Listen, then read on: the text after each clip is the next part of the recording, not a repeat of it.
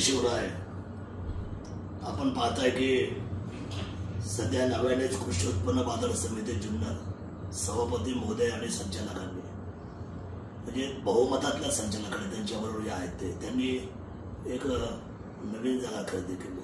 वास्तविक ही चूक आहे, शेतकऱ्यांच्या पैशाचा त्या ठिकाणी अपयोग झालेला आहे। मी लवकरच देवेंद्र फडणवीस साहेबांना या बाबतीमध्ये स्वतः जाऊन त्या सगळ्या फाईल घेऊन भेटणार आहे, बोलणार आहे। कारण जुन्नर शहरामध्ये आपण जर पाहिलं असेल तर त्यांनी जे नवीन मार्केट चालू केलं ते तसंच ओस पडलेलं आहे, करोडो रुपयाचं नुकसान झालेलं आहे। नारंगाची जागा घेऊन ठेवली आहे, ती सुद्धा तशीच पाठी पडलेली आहे। जागेमध्ये व्यवहार कशासाठी तुम्हाला करायचे, काय इंटरेस्ट आहे याच्यामध्ये, त्यामुळे ह्या घेतलेल्या जागेच्या बाबतीमध्ये शेतकऱ्यांची मोठी फसवणूक झालेली आहे, भारत सरकारची फसवणूक झालेली आहे आणि राज्य शासनाच्या शेतकऱ्यांच्या पैशाची अशा पद्धतीची भूमिका ठेवणाऱ्या सभापतींच्या बाबतीमध्ये निश्चितच मी महाराष्ट्र राज्याच्या असलेल्या प्रमुख लोकांशी बोलणार आहे। अजितदादांना खरं तर या गोष्टी संजय काळ्यांच्या पटणार नाही, कारण ते संजय काळ्यांना नेहमी त्या ठिकाणी पाठिंबा देत आलेला आहे। खरं तर आपला सहकारी जर चुकला तर त्याला समज देऊन त्याच्यातून कशा पद्धतीने दिशादर्शन वागायचं हे दादांनी सांगितलं पाहिजे, परंतु तसं काय होताना दिसत नाहीये।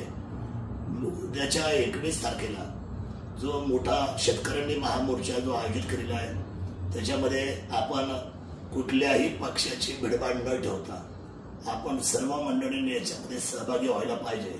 त्याचं कारण असं आहे की ही जी लढाई आहे ही लढाई अंधागोंदीच्या विरोधातली आहे आणि आता जग खूप शहाणं झालेले आहे। सहकारामध्ये काय चाललंय आम्हाला कळायलाच मार्ग नाहीये। सहकार म्हणजे स्वाहाकार झालेला आहे आणि एक माणसाने मोठं व्हावं आणि थोडेसे त्याच्या पाकिटावर बाकी संचालकाने हो हो मानावं। मला नाही वाटत की छत्रपती शिवरायांच्या भूमीला ही आदर्श व्यवस्थेची उंची मिळण्यासारखी आहे। जो घाम गाळतो, ज्याच्या खरं तर आयुष्यभर ज्याच्या पायाला भेगा पडल्या, ज्याचं शरीर संपूर्ण घामाने डबडबलेलं आहे आणि ज्याच्या चेहऱ्यावर नुसत्या सुरकुत्या आहेत आणि कर्जाचा डोंगर ज्या शेतकऱ्यांच्या सतत डोक्यावर आहे, अशा शेतकऱ्यांच्या पैशाची लूट करणं हा फार मोठा गुन्हा आहे। कालच 15 ऑगस्ट झाले।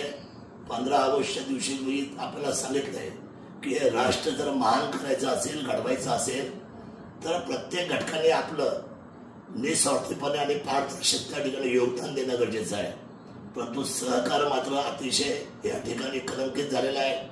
मी आदरणीय देवेंद्रजी फडणवीस साहेब, आदरणीय एकनाथजी शिंदे साहेब, सहकार मंत्री आणि अजितदादांना सुद्धा मी ही गोष्ट अतिशय निकरीने सांगणार आहे। खरं तर आमचं काय कोणाची भांडण नाही, परंतु शेतकऱ्यांच्या सुवर्ण मध्य व्यवस्थेची भूमिका घेऊन चालणाऱ्या महत्वाच्या माणसाने जर अशा पद्धतीचं वागायचं, जे 3-4 लोक जे आहेत त्यांना म्हणतात तुमच्याकडे काही बहुमत नाहीये, तुम्हाला काय करायचं ते करा। मला सभापतींना सांगायचं, साहेब तुमच्या ज्या 4-5-6 जागा ना बहुमताच्या, त्या 2 मताने, 3 मताने, 5 मताने, 11 मताने आल्या। त्यामुळे एवढा शिष्टाचार, एवढ्या पद्धतीने तुमचा असलेला त्या ठिकाणी गर्व हा चांगला नाहीये, तो योग्य नाहीये। माझी विनंती आहे माझ्या शेतकरी बांधवांना, ही लढाई आपली चळवळीची लढाई आहे। आपण सर्वांनी याच्यामध्ये उतरलं पाहिजे आणि या लढाईला अंतिम स्वरूप देऊन या लढाईचा सर्वसामान्य शेतकऱ्यांचा विजय होणं हे आमच्या दृष्टीने गरजेचं आहे। मी खरं परदेशामध्ये आहे, मी असतो तर स्वतः या मोर्चामध्ये लीड केलं असतं, पण काही हरकत नाहीये, कारण ही लढाई आपल्या सर्वांची लढाई आहे। ही शेतकऱ्यांच्या संरक्षणाची लढाई आहे। ते संरक्षण करणारा प्रत्येक शेतकरी माझ्या घराघरातून बाहेर पडेल आणि या सगळ्या चाललेल्या कारभाराला महाराष्ट्राचं कसं लक्ष लागेल, जुन्नर तालुक्याच्या सहकार्यानं याची मात्र काळजी माझा शेतकरी घेईल, एवढंच सांगतो।